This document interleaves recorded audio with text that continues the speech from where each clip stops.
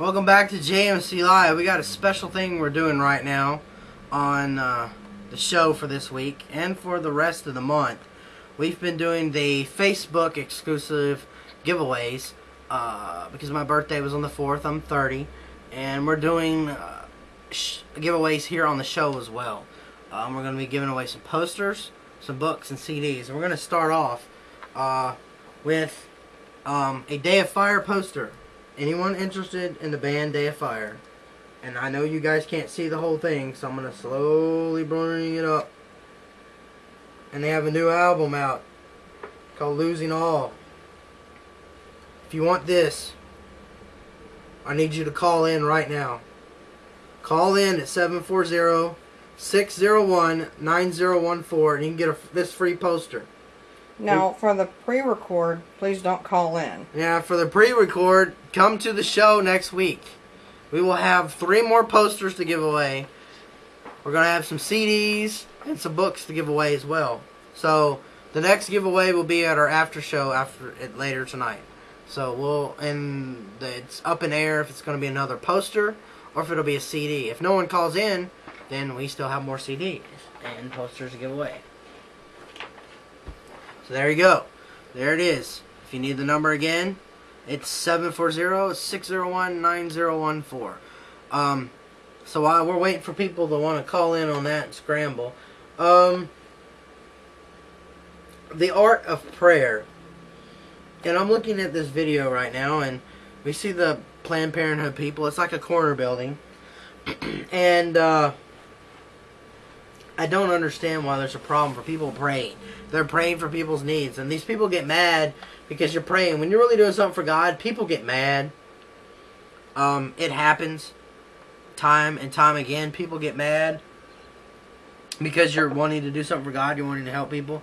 And it's not just atheists or someone of another religion or denomination, thing. It's Christians too. Christians don't always line up to what God wants. And it gets real scary as to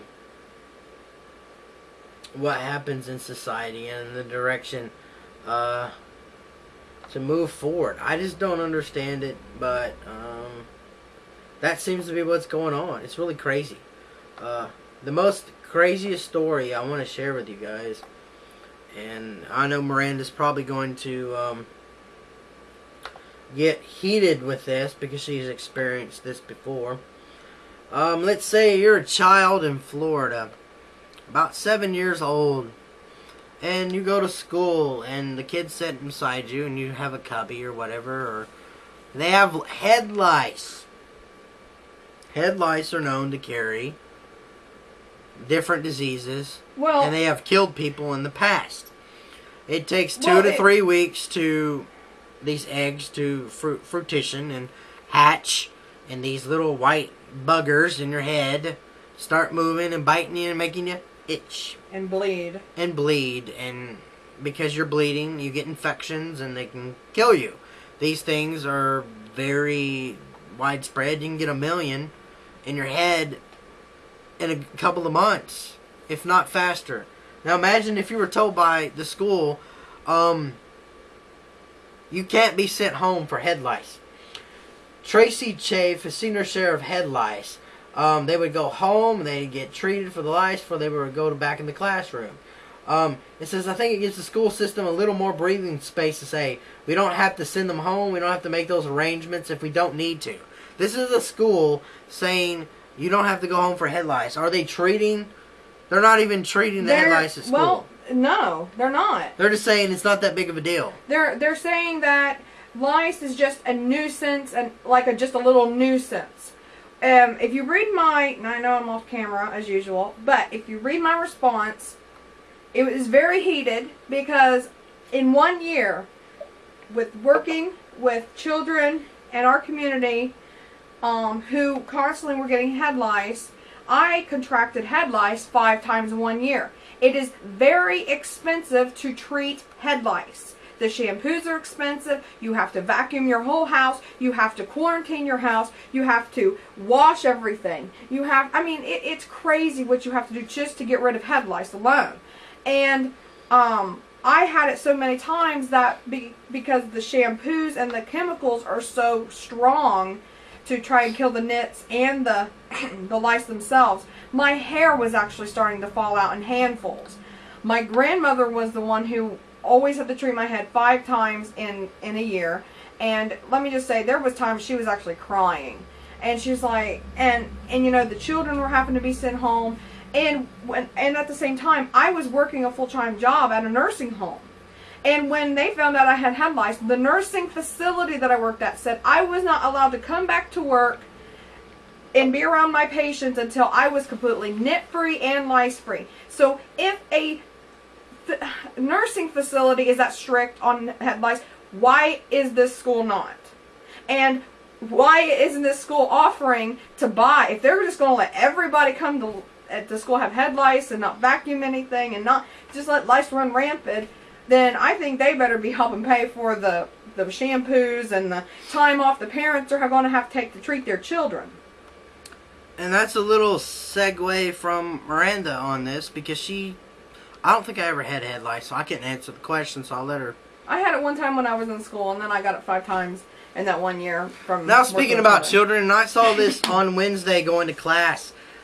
You know, or if you've ever seen Peanuts, you see who is it, Lucy, or yeah, Lucy. Lucy has she had the sign set up, you know, for psychiatrist, or another one had the lemonade stand.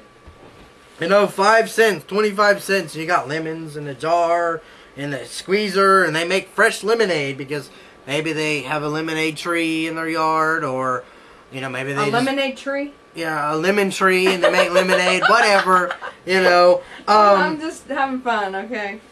Imagine a 7-year-old being told, you can't sell your lemonade on your street for 25 cents because the health inspector says you don't have a health permit. Well, no, they don't have a vending license. It says you need to shell out $120 for a health permit to run their lemonade stand. Then it says... the chairman, Chef Gogan, says there needs to be professional discretion, and that their state law requires lemonade stands have temporary restaurant licenses, which cost $120 per day. Could you imagine your little 5-7-year-old paying $120 a day for a lemonade stand? Number 2, if they got a temporary license and your 7-year-old is selling lemonade, the state would come in and fine you and put you in jail for child labor. So in other words, your 7-year-old in Multnomah County will not allow you to sell lemonade. In Oregon. In Oregon. They offered an apology but said they should, you know, follow through with this ruling. This is one of the most craziest things I've ever heard in my life. I mean, I don't understand it.